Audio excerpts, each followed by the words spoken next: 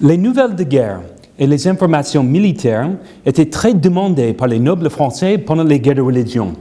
Les récits de guerre étaient vraisemblablement très recherchés et les nobles n'hésitaient pas d'acheter des pamphlets qui racontaient les batailles, les sièges et les escarmouches. Il semble que chaque fait de guerre et chaque combat, même un petit combat entre seulement quelques compagnies de cavalerie, pourrait trouver son public pendant les guerres civiles. Cependant, dans son traité sur l'honnête homme, Nicolas Farey regrette, je cite, « combien d'actions héroïques et dignes de mémoire ont été étouffées dans la presse ». L'idéal guerrière de la geste héroïque n'était pas toujours perceptible dans les reportages de guerre. Si les actions héroïques peuvent être négligées ou supprimées dans la presse, comment se déroule la circulation des nouvelles de guerre d'une manière plus générale? Les études sur l'information et la presse à l'époque moderne sont fortement influencées par le concept de l'espace public élaboré par Jürgen Habermas comme un espace essentiellement bourgeois qui apparut vers le XVIIIe siècle et qui forma par la suite le cœur de la société démocratique. Les nouvelles recherches sur information management and information flows, donc la gestion et les courants de l'information, utilisant des méthodes développées par ceux qui critiquent la théorie de Habermas. Nous comprenons mieux la circulation de la gestion de l'information au XVIe et XVIIe siècle maintenant en regardant les exemples des ambassadeurs vénitiens, des ministres espagnols, des auteurs italiens des Avisi, des pamphlétaires de la Fronde et des bureaucrates de Colbert. Mais les nobles français étaient aussi fortement impliqués dans la production et la diffusion de l'information à l'époque des guerres de religion. Si nous considérons les positions des nobles dans l'économie de l'information, je crois que nous devons repenser totalement la notion de l'espace public à l'époque moderne. Cette communication vise à analyser les modes de communication et de diffusion des nouvelles de guerre et de l'information militaire dans le contexte des guerres civiles et religieuses qui ont déchiré la France entre 1562 et 1629. Je vais examiner la fluidité de communication, les sites de l'information et les acteurs de l'économie de l'information pour mettre en évidence la circulation des nouvelles de guerre et le rapport avec les connaissances pratiques de la guerre. Donc d'abord, la fluidité des communications. Les nouvelles de guerre étaient diffusées partout dans le royaume par le moyen de la poste et des coursiers exprès qui livraient des lettres et d'autres informations, ainsi que les colporteurs qui vendaient des pamphlets et des livres. Les habitants des villes ont lu et aussi entendu des édits de roi, des arrêts de parlement et des déclarations des chefs de guerre, parce que le processus de la publication de l'information officielle était normalement accompagné par une déclaration à haute voix. Le Mercure François, la première revue périodique imprimée en France, ne paraît qu'à partir de 1605. Mais il y avait des autres médias d'information qui existaient bien avant la publication des revues périodiques telles que le Mercure François et le Gazette très connu de Théophraste Renaudot, qui fut édité à partir de 1631. Des centaines de pamphlets politiques et polémiques étaient publiés chaque année pendant les périodes plus intenses des guerres de religion et vendus par les imprimeurs et les colporteurs. D'autres pamphlets et estampes diffusaient des récits de batailles, comme celle-ci d'Ivry, aussi de sièges, des escarmouches, des campagnes militaires prises comme un ensemble, et des combats navals en France, mais aussi en Europe, et aussi dans la Méditerranée, et même plus loin encore, pour toujours un public francophone. Des personnes lettrées et des analphabètes discutaient, bien sûr, des nouvelles de guerre par les rues, sur les places, sur les marchés et dans les tavernes. Les mémoires manuscrites, les avisi, les circulaires et les dépêches diffusaient des informations politiques et militaires auprès des ministres, les ambassadeurs, les officiers militaires et les administrateurs provinciaux à l'époque. Il reste beaucoup des manuscrits intitulés des mémoires et des nouvelles à la Bibliothèque nationale de France et aussi aux archives nationales. Aux archives de l'État de Florence, on trouve également de nombreux dépêches et des mémoires sur les guerres de religion envoyés par les ambassadeurs toscanes et des agents florentins en France vers le Grand-Ducat. Les ambassadeurs anglais, italiens et espagnols recueillant régulièrement des nouvelles de guerre et les informations de la cour de France à l'époque. Les informations militaires et politiques pendant les guerres de religion donc étaient transmises presque toujours par le moyen de la communication multimédia. Les coursiers, les laquais et les émissaires nobles agissant comme messagers, portant des paquets de lettres qu'ils lisaient à haute voix une fois arrivés à destination. Les lettres écrites servaient souvent comme simples lettres d'introduction pour les nobles représentants qui parlaient à haute voix au nom de leur patron. La transmission des informations pouvait être très personnalisée, quelquefois avec une attention particulière à la situation personnelle du lecteur et de l'auditeur. Un compte de siège pourrait être donné pour rassurer un maire d'un jeune homme qui avait participé au combat, par exemple, comme dans une lettre écrite à la comtesse de Bouchage. Je cite, « Vous saurez, par ce porteur particulièrement, comme tout ce siège de ces massins s'est passé, qui me gardera de le vous conter et vous direz seulement, madame, que votre cher fils ne se porta, Dieu merci, jamais mieux. » Les nobles réclamaient des informations régulières de la part de leurs amis, louant le plaisir d'entendre fréquemment des nouvelles intimes. Les lettres mentionnaient souvent des pièces jointes, soit imprimées, soit manuscrites, qui composaient des paquets de lettres. Un paquet envoyé par un cardinal à Paris en 1592 contient, par exemple, une copie manuscrite d'un arrêt du Parlement de Paris contre les ligueurs à Châlons, avec une traduction du français vers l'italien. La lettre du cardinal contient aussi un commentaire sur cette copie de l'arrêt. Les paquets pouvaient inclure des lettres écrites par un autre auteur ou par plusieurs auteurs, aussi des copies des lettres, des pamphlets, des estampes, des lettres patentes parfois, comme celle-ci, des commissions, des ordonnances, des états des troupes, des comptes, des quittances et parfois même des objets. Une seule lettre peut mettre en évidence une communication très complexe. Dans une lettre écrite en 1593, l'évêque de Langres explique que, je cite, « Je vous envoie un paquet que M. d'Inteville m'a envoyé pour vous faire tenir. Le dit paquet vient de Châlons, comme il me mande.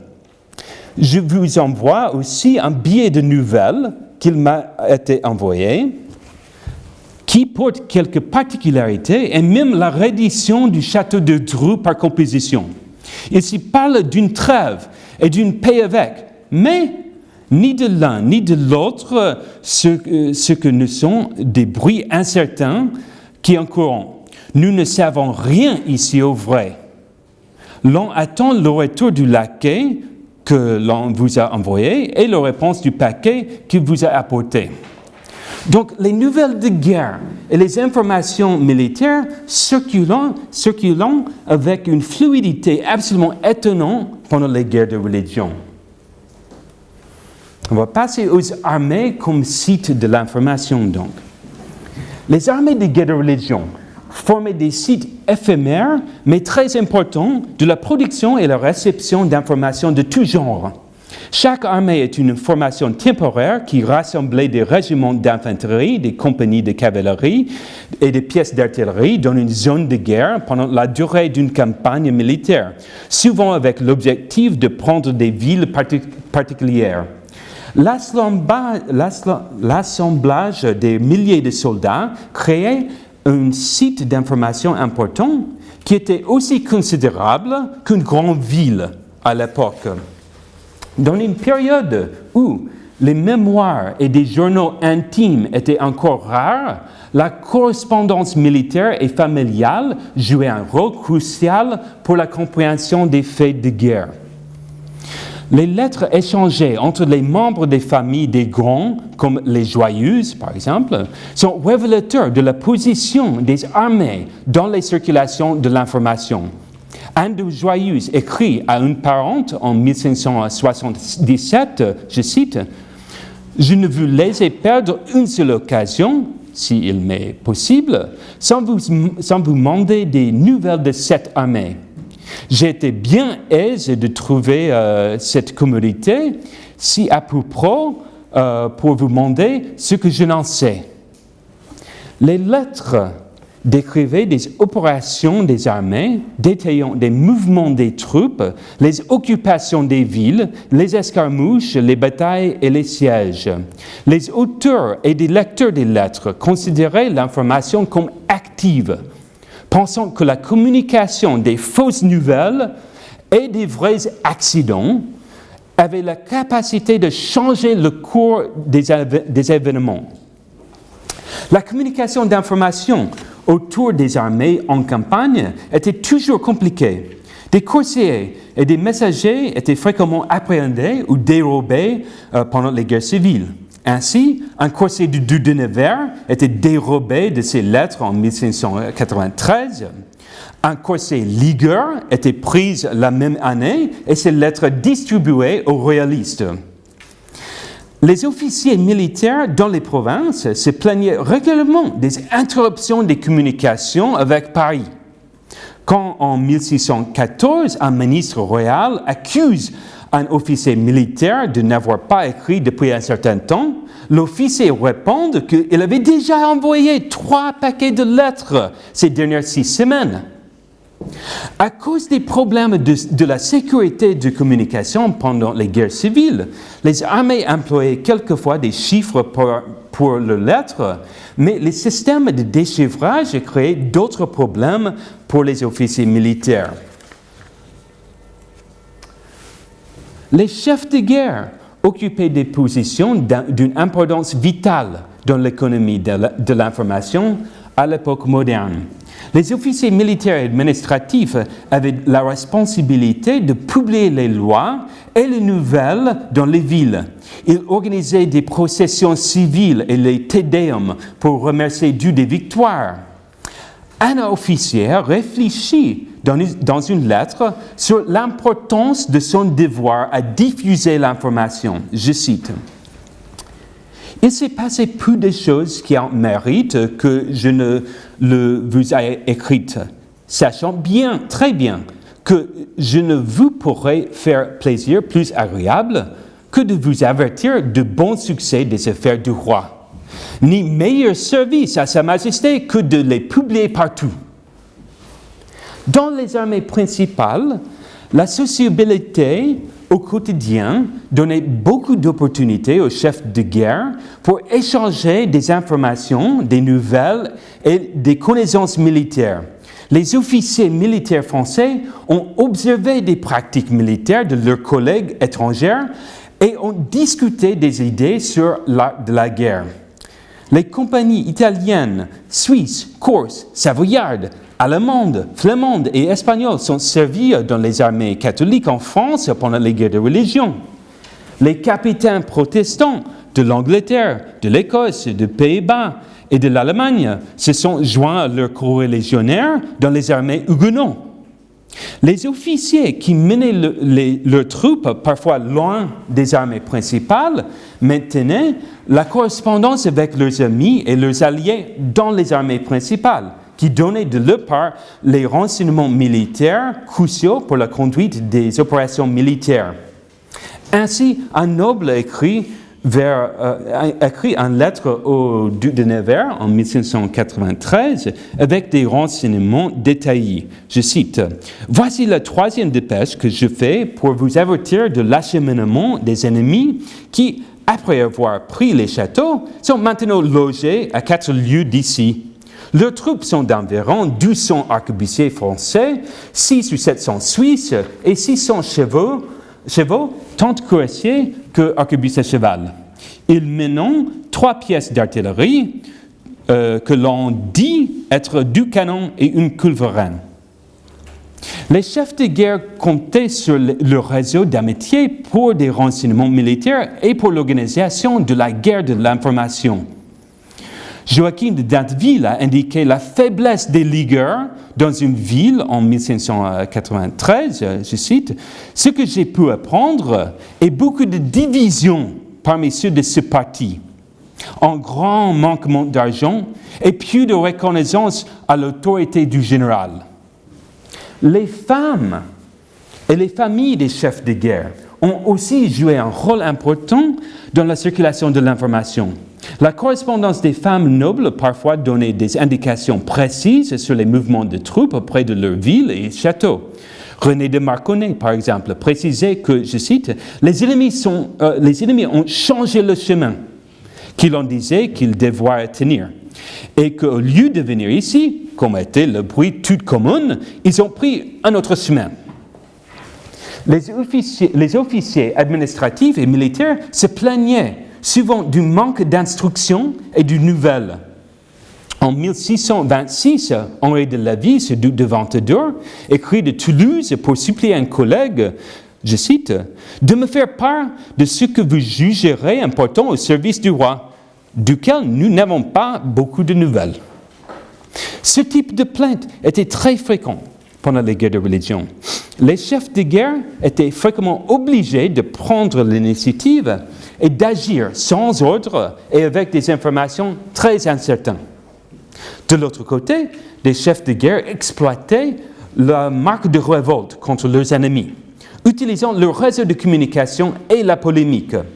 Les rois ont toujours souligné leur autorité pendant les guerres de religion, insistant sur le devoir de l'obéissance au roi, mais c'était normalement les nobles guerriers qui ont distingué la révolte dans les contextes locaux, appuyant sur l'autorité militaire et juridique de marquer au fer rouge des rebelles. Les rumeurs de guerre circulaient rapidement quand les troupes commençaient de s'assembler autour de leur chef de guerre. Un noble décrit des mobilisations des ligueurs en Champagne en 1593, je cite, « J'envoie ce messager vers vous pour m'acquitter de mon devoir de vous avertir comme vendredi dernier, le comte de Saint-Paul était à Mézières, là où il a amassé tout ce qu'il peut des garnisons de là et de Rocroi, et vient hier à Rethel en faire le même et en faire à masse. Je crois qu'ils seront tous ensemble aujourd'hui aux environs de Reims, où est leur rendez-vous. Je n'ai pu entendre quel est son dessein. » Le doute des motivations et des objectifs des attroupements préoccupait toujours des officiers militaires.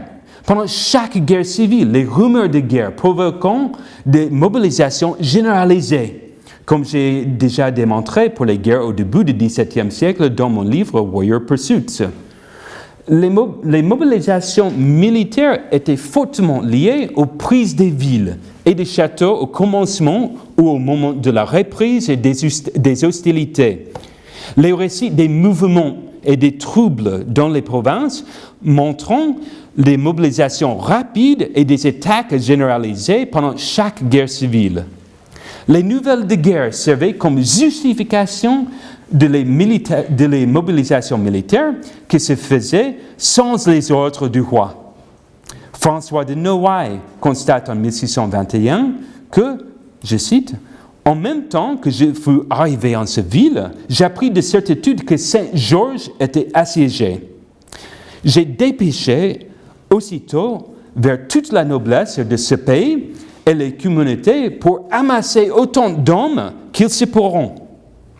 Et j'ai fait donner avis à ceux qui étaient assiégés que je m'en allais les secourir. La même année, les nouvelles d'une autre attaque précipiteront la fuite d'autres troupes qui étaient en train de s'assembler. Donc l'assemblage des troupes et des attaques des prises de ville était tout lié avec la guerre d'information. Les nouvelles rapportant des mobilisations perpétuelles et des problèmes pour maintenir les troupes en campagne. Anne de Joyeuse décrit les mobilisations autour de Toulouse en 1575, je cite, « Quant aux nouvelles de Pardessin, la guerre y est fort échauffée, et nous avons si peu de moyens pour la faire que c'est une pitié. De façon que M. de Joyeuse a été contraint de congédier une bonne partie de ses forces à faute de moyens et de mettre les autres aux garnisons. » Si les nouvelles de guerre circulaient des rumeurs et des aspects du quotidien des campagnes militaires, des traités militaires offrant des aperçus des connaissances de l'art de la guerre à l'époque moderne. Mais les historiens s'appuient parfois trop sur les traités militaires qui présentent l'idéal de la guerre plus que la réalité des pratiques militaires. L'ampleur de la diffusion des traités militaires pendant les guerres de religion n'est pas encore bien documentée.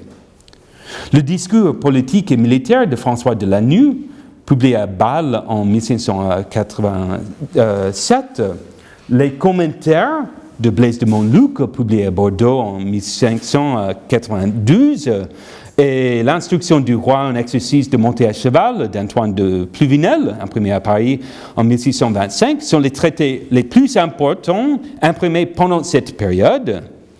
Mais il y avait les traités sur la fortification et sur l'art de guerre par Jean Erard.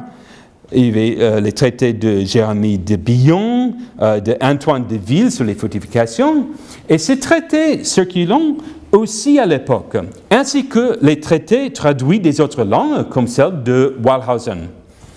Le Parfait Capitaine du duc de Rohan était publié seulement en 1636, donc 7 ans après la paix d'Alès. De nombreux traités militaires et mémoires de l'époque des guerres de religion étaient imprimés eux aussi tardivement, comme le discours de l'art militaire du duc de Lesdiguières, publié au XIXe siècle. Il est très probable que les livres imprimés et des copies manuscrites de certains traités ont circulé beaucoup parmi des nobles. Des copies des traités militaires anciens et contemporains se trouvant dans la bibliothèque du roi et sans doute aussi dans celle de beaucoup de grands à Paris.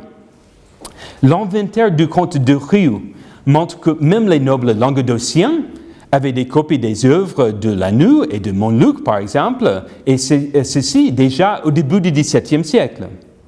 Nous ne savons pas précisément quel rôle les traités et les mémoires jouaient dans l'éducation nobiliaire et l'enseignement de pratiques militaires en France.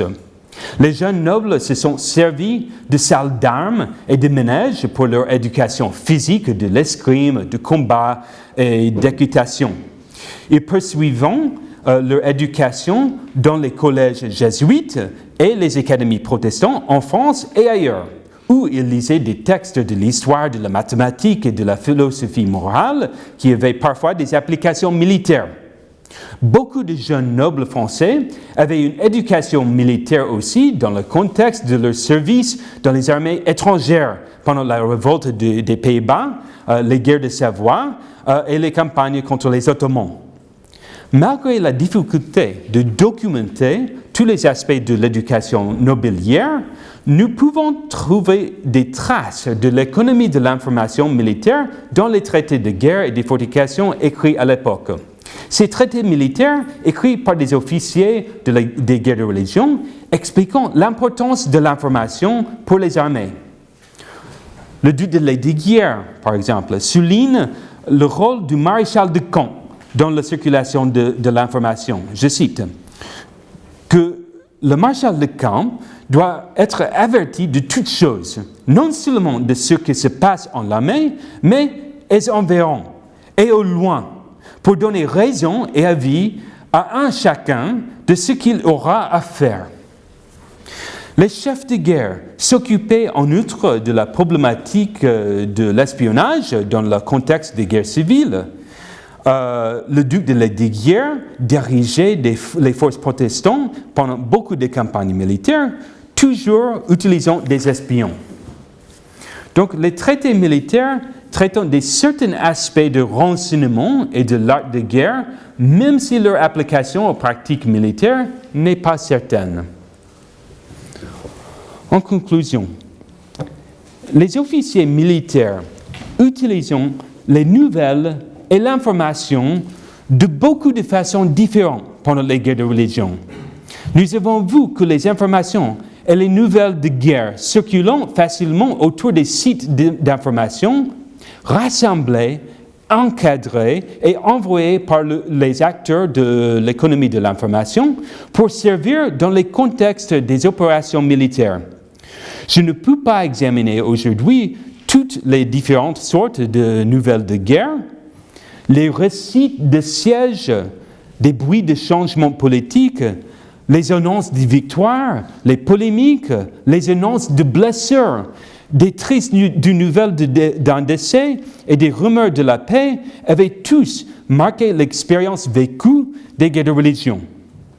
Il est bien possible que les traités militaires et les mémoires manuscrits synthétisaient les connaissances militaires qui étaient déjà diffusées par d'autres moyens de communication. Mais ces textes ignoraient également certaines facettes de l'économie de l'information de la guerre. Il existait beaucoup d'opportunités et formes de communication qui permettaient de montrer, je cite, les actions héroïques et dignes de mémoire que Nicolas Farey voulait encourager. La diffusion de l'idéal guerrier était seulement un des nombreux objectifs des auteurs des nouvelles de guerre. Merci.